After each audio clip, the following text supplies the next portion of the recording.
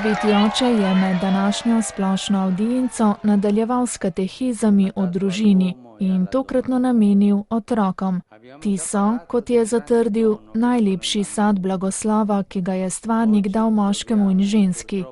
O otrocih kot velikem daru je papež Frančišek že govoril pri katehezi pred 3 tedni, danes pa je spregovoril o zgodbah trpljenja, ki jih živijo mnogi med njimi. Mnogi otroci so že od začetka zavrnjeni, zavrženi, oropani svojega otroštva in svoje prihodnosti, je papež začel katehezo.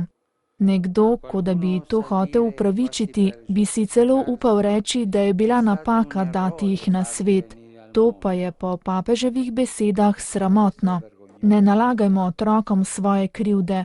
Otroci niso nikoli nikakršna napaka.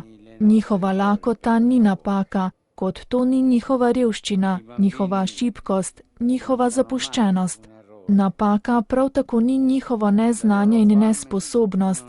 Vse to so kvečjemu razlogi, da jih še bolj ljubimo, z večjo velikodušnostjo, je poudaril papež in pripomnil, da kaj nam pomagajo slovesne deklaracije o človekovih in otrokovih pravicah, če potem kaznujemo otroke zaradi napak odraslih.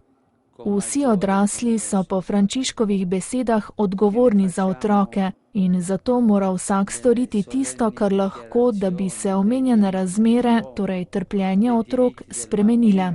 Vsak otrok, ki je izrinjen, zavržen, je krik, ki se dviga k Bogu in obtožuje sistem, ki smo ga mi odrasli zgradili.